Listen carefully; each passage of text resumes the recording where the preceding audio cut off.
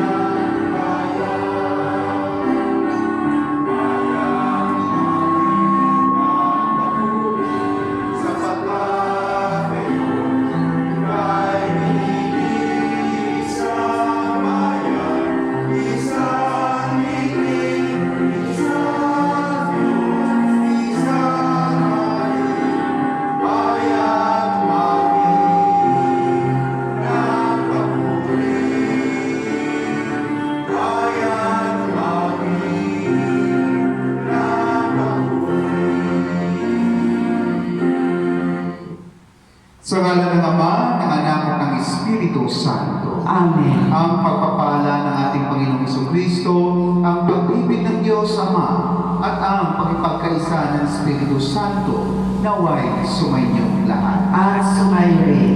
Ngayon ang lisang ito, ating nilalaan para sa kamahal-mahalang puso ni Jesus.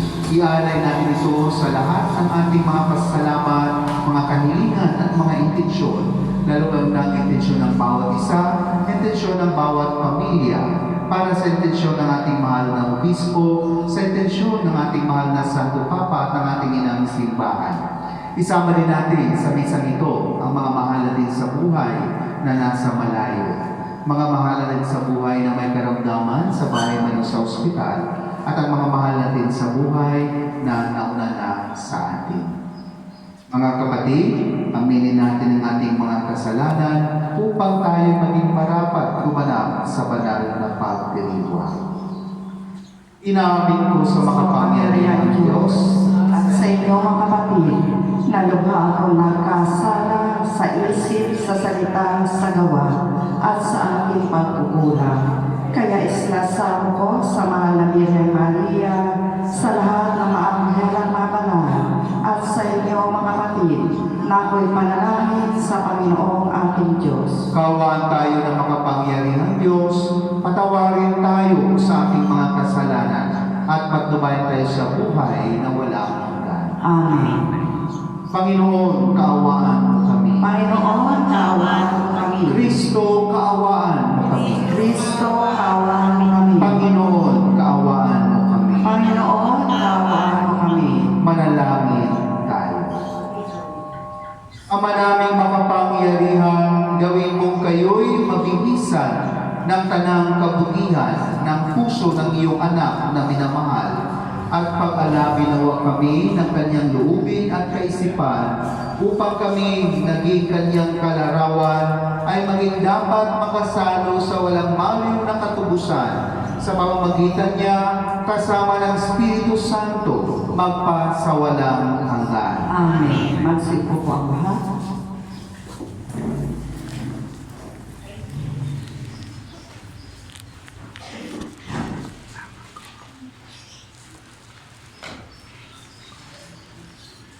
Pagbasa mula sa aklat ni Propeta Baruch. Matuwid ang Panginoon naming Diyos, ngunit lipos kami na kalustaan hanggang ngayon. Kami mga taga-Juda, mga mamamayan ng Jerusalem, pati aming mga hari, mga pinuno, mga saserdote, mga propeta, at mga ninuno, pagkat nagkasala kami sa Panginoon naming Diyos.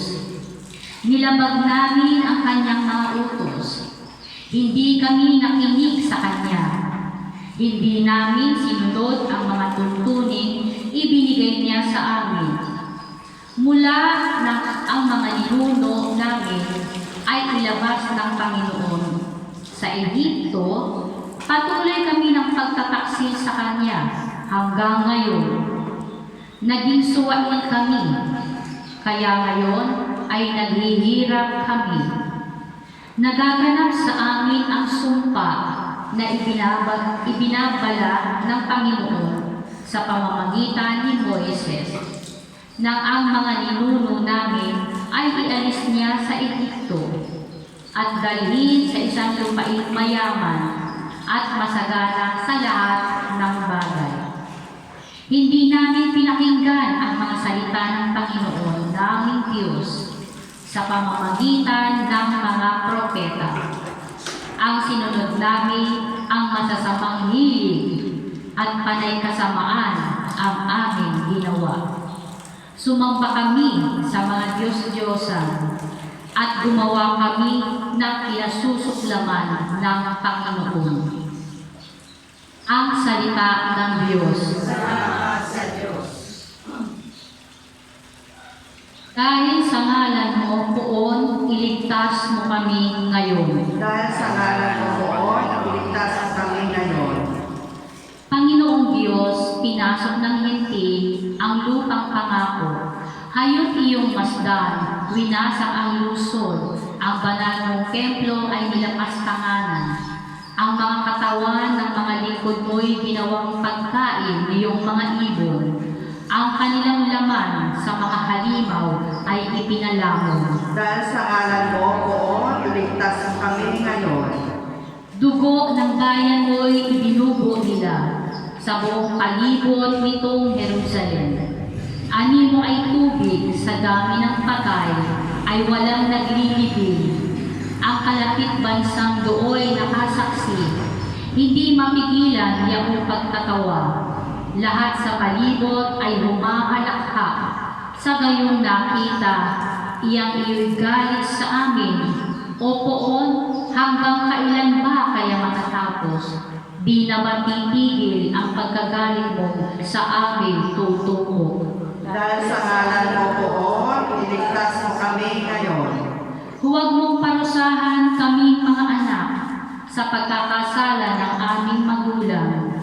Ikaw ay mahabag sa mga lingkod mong pag-asay pumanaw. Dahil sa ngalan mo poon, iligtas mo kami ngayon. Mahabag ka sana, kami ay tulungan, Panginoong Diyos na tagapagligtas. Dahil sa ngalan mo, kami nagkasalay, patawarin ganap, at ang pagpupuri sa iyo ng madlay hindi maglilikat. Dahil sa ngalan mo poon, iligtas mo kami ngayon. Magsitayo po ang lahat at magbigay galang sa banal na Ebanghelyo.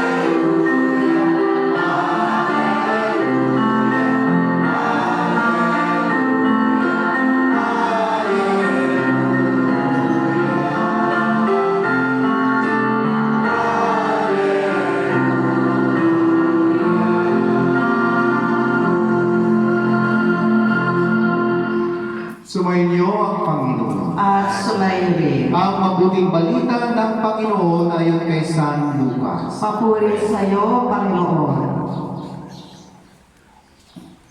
Noong panahon yun, sinabi ni Jesus, "Kawawa ka, Chorazin! Kawawa ka, Bethsaida! Sapagat kung sa Tiro at Sidon ginawa ang mga kababalaghang ginawa rito sa inyo, sana'y malaon na lang silang magdaramit ng sako at naupo sa abo upang ipakilalang sila'y nagsisisi. Sa araw ng paghukom, higit na mabigat ang kaparusahan ninyo kaysa kaparusahan ng mga taga-Tiro at Sidon. At ikaw, Capernaum, ibig mong mataas hanggang sa langit? Ibabagsak ka sa Hades. Ang nakikinig sa inyo'y nakikinig sa akin. Ang nagtatakwil sa inyo'y nagtatakwil sa akin.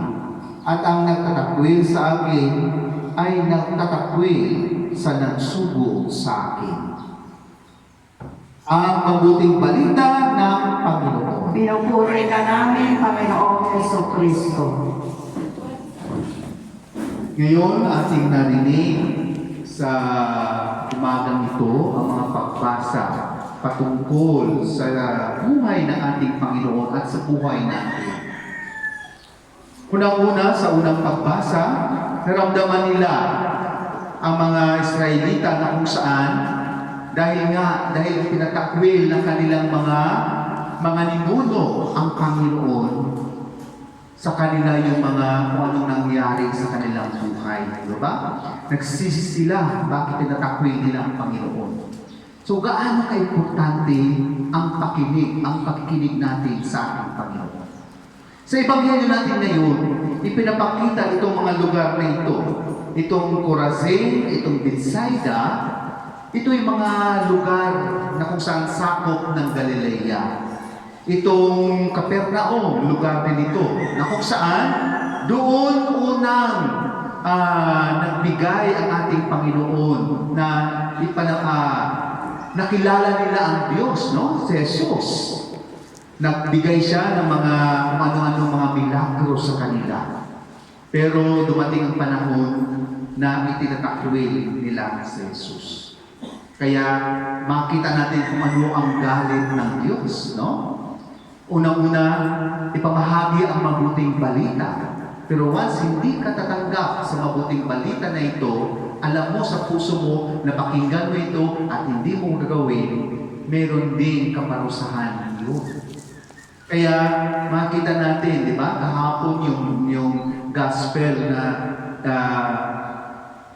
tinuturuan niya yung kanyang mga apostoles o kaya mga disipulo na kung halimbawa hindi kayo tatanggapin sa isang lugar na yan, ipagpag niyo yung mga paa ninyo, kahit yung mga abo na yan, at hindi sa kanila ang kapayapaan, no? Aalis sa kanila. So, ibig sabihin talagang maghihirap ang lugar na yun. At ito naman sinasabi ng ating Panginoon, mas mahigit pa kayo. Kung sinasabi natin ang Sidon at saka yung Tiro, ito yung mga nagkakasala noon. Pero kung ano yung kaparusahan, mas grabe pa doon yung sinasabi ng ating Panginoon. Ganun pala katindi, no? Kaya sinasabi ng Panginoon, itong Capernaum, ganun din. Kung ano yung ginagawa ng Diyos sa kanila, pero talagang tinatakwil nila si Jesus. Ano ang mangyari sa kanila? Sinasabi niya, ibabagsak ka sa Hades. No? Dahil kung tayo'y nakikinig sa Panginoon, nakikinig din tayo sa Ama. At kung sino mang sinugo ng Jesus, mga apostoles, yung kanyang mga disipulo, na ipamahagi yung mabuting balita, kung hindi sila tatanggapin doon, ibig sabihin, hindi din nila tinanggap si Jesus. Kaya, paalala yan sa ating mga kapatid. Alam natin nandyan ang Diyos. Alam natin na makapangyarihan ng Diyos. Alam natin na siya yung Diyos natin. Pero minsan, tinatakwil din natin siya. Paano natin tinatakwil ang Panginoon? Unang-una, sa pagsisimba. Minsan, hindi natin nabigyan ng panahon ng Panginoon. No? Pangalawa, confession. Alam natin na ang kumpisa lamang ang makapagpapatawad sa atin. Pero hindi natin ginagawa yan. Ano pa? Minsan, yung mga tao marinig natin, di ba? Yung ibenta nila ang kaluluwa nila kay Satanas. Yun, pagtalikod yan. Pagtalikod sa Panginoon. Alam natin kung ano ang tinatawag na simbahan ng Panginoon. Pero pupunta ka pa rin sa ibang mga simbahan dahil ayaw mo sa sa simbahan natin dahil matamaan ka sa mga sinasabi ng Panginoon. Ay hindi po yun. No?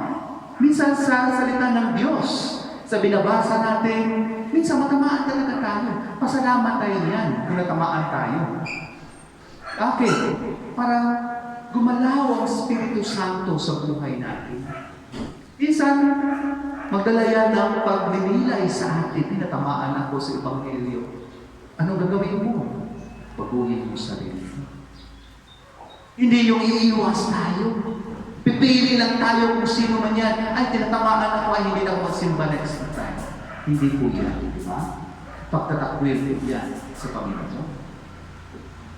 Minsan nakakalimutan natin dahil busy na tayo. O minsan, kunting bagay lang sa ating paglilingkod. Hindi na tayo maglingkod. No? Yung mga challenge natin. Ay, hindi ako. Napagsabihan ako ng hindi maganda, ay nasaktan ako. Yung mga ganun ba? No? Mga kunting mga bagay na kung saan hindi ako napakinggan. Yan ang palagi hindi ako napakinggan. Ay, ayoko na. Ayoko nang sumali dyan. Bakit ano ba yan? Mga activities lang na ayoko nang sumali? Buhay natin ito. Lalo na sa ating mga PEC natin, sa mga kawa natin, sa mga MSK natin. Ito'y bagong simbahan na kung saan ibinibigay sa atin, na kung saan dyan tayo mamunga. Ay wala akong pakialam dyan. Ganun lang. Kung wala akong pakialam dyan, ibig sabihin, nireject mo din sa Jesus. Dahil yan ang mga leaders natin, hindi naman na magbigay sila ng problema sa iyo. Kundi magtulungan tayo, di ba? Ganun. Kaya ang daming pagkataon na minsan, oo nga, na-reject natin ang ating Panginoon. Sana makabalik tayo at may paraan para makabalik tayo dyan. Ang kumpisay. Balik loob tayo sa Panginoon at handa ang Diyos na tanggapin ulit tayo. Huwag natin na hintayin na maging mangyari sa buhay natin yung nangyari sa mga Israelita. Na kung saan naramdaman ng mga apo-apo kung ano yung ginagawa ng kanilang nakakatanda. No? Dahil ang kasalanan ng mga matatanda hanggang sa kaapo-apuhan, kung hindi natin yan makumpisan, aabot yan sa kanila. Kaya kung tayo ay makakasala, hindi lang tayo ang maapektuhan yan. Lahat ng mga mahal natin sa buhay. Kaya, importante na tayo yung mag-ayos. Ayusin natin yung buhay natin. Hindi naman nagsabi ng Panginoon na maging perfecto ka. No. Tao tayo. Nangangailangan tayo ng Panginoon. Minsan magkamali tayo. Magkasala tayo. O minsan nga, tinatakwil natin siya sa mga ginagawa natin. Pero ang Diyos ay palaging nandiyan at hintay kung kailan tayo babalik sa Kanya. Yun ang importante. Babalik tayo sa Kanya, hihingi tayo ng kapatawaran sa Kanya, at yayakapin tayo ng ating Panginoon. Sana ganyan katindi ang pagmamahal ng ating Panginoon. So ngayon, First Friday, yung kamalmalang puso ng ating Panginoon, maramdaman natin kung gaano niya pala tayo kamahal. No? Sa kabila ng ating mga pagkukulang, sa kabila ng ating pagkatakwil sa Kanya, sa oras na tayo babalik sa Kanya, kakalimutan niya ng ating Panginoon. Kaya mga kapatid, pasalamat tayo sa Diyos, sa Kanyang walang sawang pagmamahal sa atin. Walang sawang pagbibigay ng mga grasya na ating kinakailangan sa araw-araw. At sana magawa natin bilang mga disipulo, bilang tagasunod ni Kristo. At huwag tayo mawala ng pag-asa, malugmay sa mga tao na kapaligid sa atin na ginagawa natin at tungkulin natin sa ating Panginoon. Minsan ganyan Yung may mga taong nagano sa atin, ay sila-sila lang, ganyan, pinatawanan ka. Huwag. Okay lang, tawanan niyo kami. Okay lang, huwag hayaan na lang sila. Ang Panginoon na ang bahala sa kanila, no? So, ganyan, tayo magpasalamat sa Diyos. Palagi nating isipin na ang Panginoon ay mahal na mahal niya tayo. No? Siya naman. Tumayo po.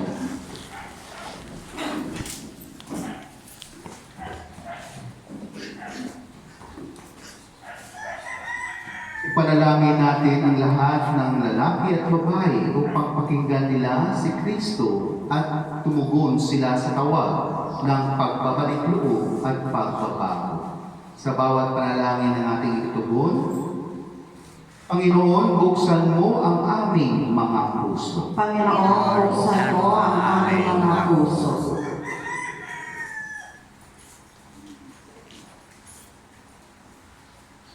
Ang simbahan naway maging instrumento ng pagpapanumbalik ng mga tao sa kawan at maging instrumento ng paghahanda sa kanilang pagpasok sa kaharian ng Diyos. Manalangin tayo sa Panginoon. Panginoon, buksan mo ang aming mga puso. Ang mga pinuno ng mga bansa naway magkapit kamay sa pagdadala ng kalayaan at dangal sa lahat.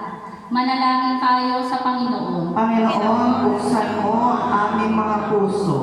Tayo naway mapanibago araw-araw sa pamamagitan ng pananalig sa salita ng Diyos na tumatawag sa atin sa higit na mabuting pamumuhay. Manalangin tayo sa Panginoon. Panginoon, buksan mo ang aming mga puso. Ang mga pinahina ng pagkakasakit naway mabigyang lakas sa pag-ibig at suporta ng kanilang mga kapamilya at mga mahal sa buhay. Manalangin tayo sa Panginoon. Panginoon, buksan mo ang aming mga puso. Ang mga tapat na yumao naway makamtan ang walang hanggang kaligtasan. Manalangin tayo sa Panginoon. Panginoon, buksan mo ang aming mga puso. Sa katahimikan, ating ibabot sa ating Amang nasa langit ang lahat ng ating mga pasalamat, mga kahilingan, at mga intensyon.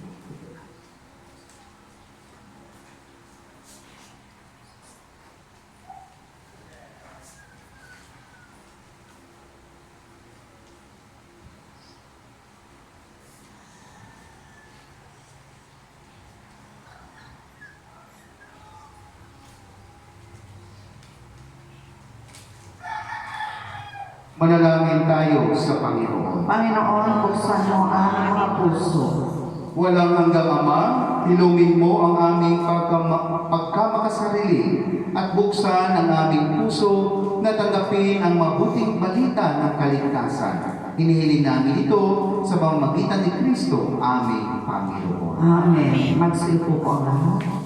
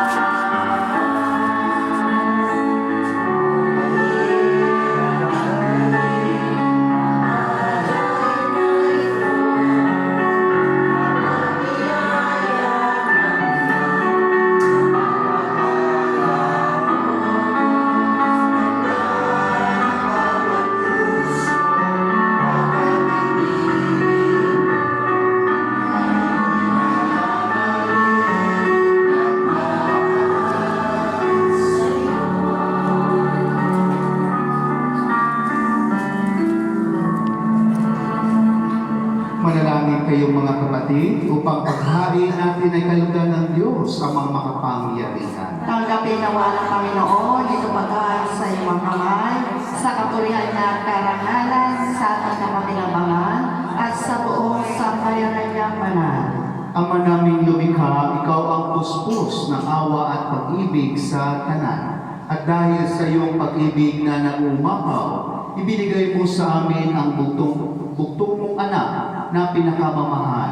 Ipagkaloob mo kami makaisa niyang lubusan upang ang pagsamba sa iyo'y marapat naming maialay. Sa pamamagitan ni Jesucristo kasama ng Espiritu Santo, magpa sa walang hanggan. Amen. Sumainyo ang Panginoon. At sumayo rin. Itaas sa Diyos iyong puso at diwa. Inaas ka namin sa Panginoon. Pasalamatan natin ang Panginoong ating Diyos. Marapat na siya'y pasalamatan. Ama naming makapangyarihan, tunay ang marapat ikaw ay aming pasalamatan sa pamamagitan ni Jesucristo na aming Panginoon. Nung siya'y umakyat sa kalangitan at lumuklok sa iyong kanan, isinugo niya ang pangakong Espiritu sa iyong itinuturing na mga anak mo. Kaya kaysa ng mga anghel na nagsiawit ng papuri sa iyo nang walang humpay sa kalangitan, kami nagpupunyi sa iyong kadakilaan. Santo, Santo, Santo, Panginoon Diyos na makapangyarihan, napupuno ang langit at lupa ng kaluwalhatian mo, o sana sa kaitaasan. Pinagpalang na paririto sa ngalan ng Panginoon, o sana sa kaitaasan. Ama naming banal, ikaw ang bukal ng kanang kabanalan, kaya sa pamamagitan ng iyong Espiritu, gawin mong banal ang mga kaloob na ito, upang para sa aming maging katawan at dugo ng aming Panginoong Jesucristo. Bago niya pinagtiis ang kusang loob na maging handog, hinawakan niya ang tinapay, pinasalamatan kanya, pinaghati-hati niya yun, iniabot sa kanyang mga alagad at sinabi, tanggapin niyong lahat ito at kanin. Ito ang aking katawan na ihahandog para sa inyo.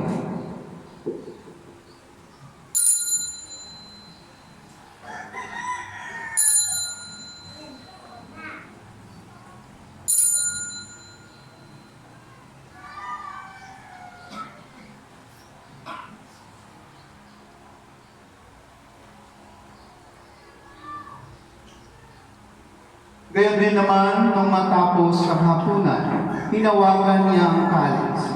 Muli kanyang pinasalamatan, iniabot niya ang kalis sa kanyang mga alagad at sinabi, tanggapin niyong lahat ito at inumin. Ito ang kalis ng aking dugo, ng bago at walang hanggang tipan. Ang aking dugo na ibubuhos para sa inyo at para sa lahat, sa ikapagpapatawad ng mga kasalanan. Gawin niyo ito sa pag-alala sa akin.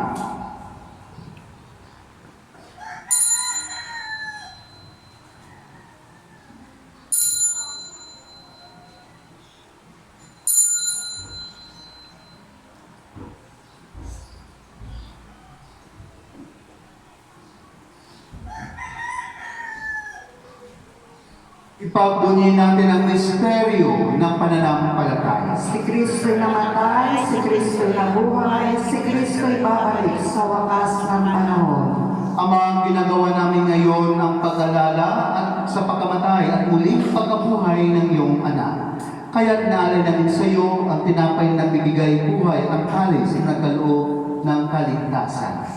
Kami nagpapasalamat dahil kami yung minarapat na tumayo sa harap mo para maglingkod sa iyo. Isinasamo namin kami magsalo-salo sa katawan at dugo ni Kristo ay mabuklod sa pagkaisa sa pamamagitan ng Espiritu Santo. Ama, lingapin mong yung simbahang laganap sa buong daigdig. Puspusin mo kami sa pag-ibig kaisa ni Francisco na aming Papa at ni Roberto na aming Obispo at ng Tanang Kaparian. Alalahanin mo rin ang mga kapatid naming nahimlay na may pag-asang sila'y muling mabubuhay, gayon din ang lahat ng mga pumanaw. Lalong-lalo na si Jude Antonio, si Vinustino, si Nia Sebrel, si Eduardo, si Christopher, si Dexter, si Peter, si Bernard. Kaawaan mo sila at patuloyin sa iyong kaliwanagan. Kaawaan mo at paginapatin kami lahat na makasalo sa iyong buhay na walang wakas. kaysa na mahal na Birhen Maria na ina ng Diyos, kaysa na sila kanyang esposo, kaysa ng mga apostol at ng lahat ng mga banal na namuhay dito sa daigdig ng kalugod-lugod sa iyo. May pagdiwang nawa namin ang pagpupuri sa ikararangal mo sa pamamagitan ng iyong anak na aming Panginoong Jesucristo. Sa pamamagitan ni Kristo kasama niya sa kanyang lahat ng parangal at papuri ay sa iyo, Diyos sa mga makapangyarihan kasama ng Espiritu Santo, magpa sa walang hanggan. Amen. Sa tagubilin ng galing na utos at turo ni Jesus na Panginoon natin ang Diyos, ipahayag natin ng lakas.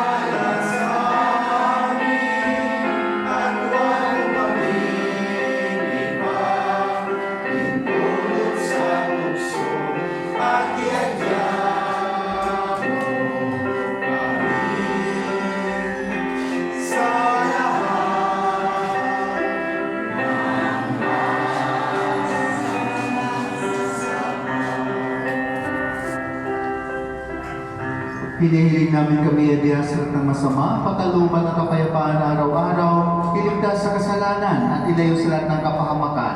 Samantalang aming pinanabikan ng dakilang araw ng pagpapahayag na tagapagligtas namin si Jesucristo. Sa pagkaliwakarian, ang kapangyarihan at ang kapurihan, magpakailanman. Amen. Panginoong Jesucristo, sinabi mo sa iyong mga apostol, kapayapaan ang iniwan ko sa inyo, ang aking kapayapaan ang ibinibigay ko sa inyo. Tungayan mo ang aming pananampalataya at huwag ang aming mga pagkakasala. Pagkaluban mo kami ng kapayapaan at pagkaisayo sa iyong kalooban, kasama ng Espiritu Santo, magpasa walang hanggan. Amen. Ang kapayapaan ng Panginoon ay laging sumainyo. At sumayin. Magbigay kayo ng kapayapaan sa isa't isa.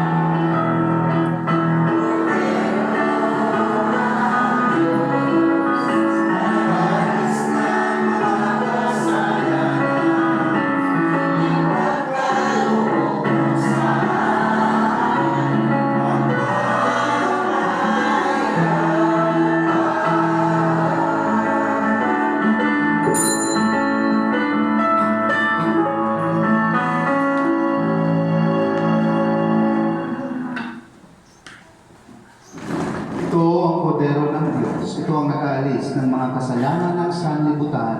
Mapalad ang mga inanyahan sa kanyang piging. Panginoon, hindi ako mapagdapat na magpatuloy sa iyo, ngunit sa isang salita mo lamang ay magagaling na ako.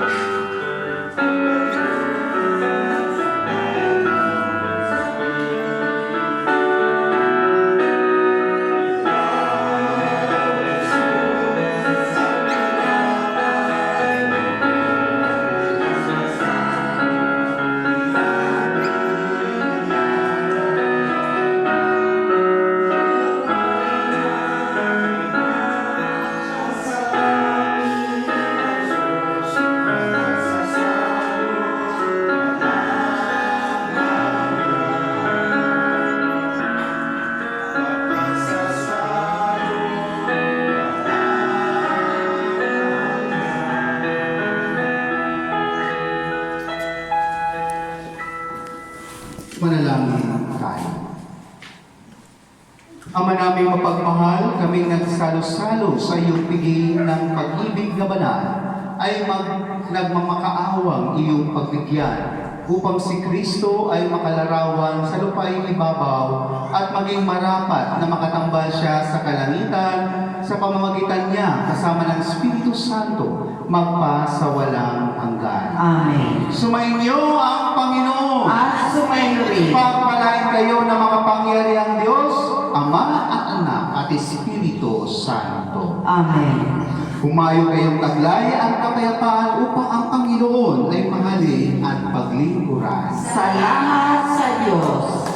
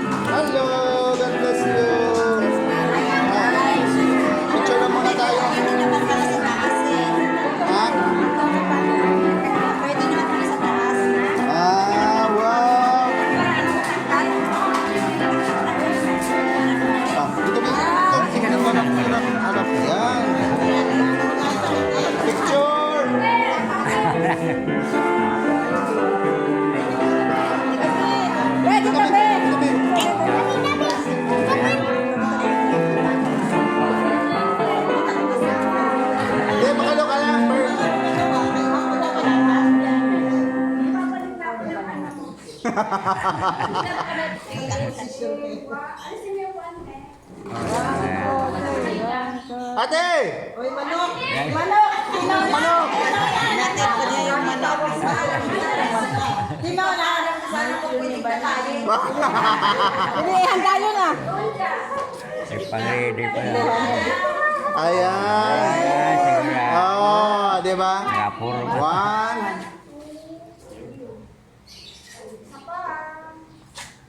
Oh. Selfie. Ay, na ganun mo yung selfie. Ang selfie. Ayun. Dito mo pindutin dito. Ayun. Wala. Dito sa papayan. Hindi ka mapaya.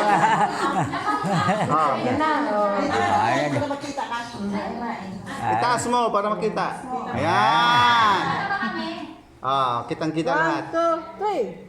Okay.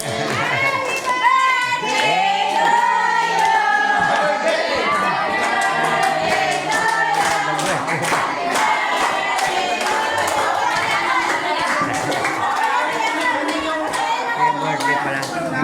Hawi na ang manok. Wala ang manok. Ay, sorry. Ayun na, manok mo na.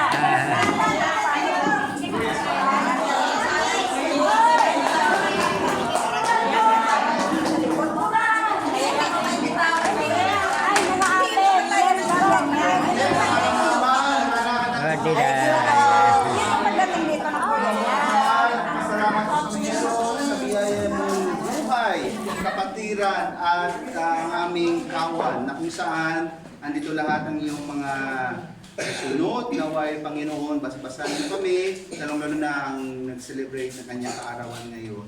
Bigyan mo ko siya ng magandang buhay, kalusugan sa kasama ang kanyang buong pamilya. At kami din, Panginoon, na magsalo-salo sa mga pagkain nito.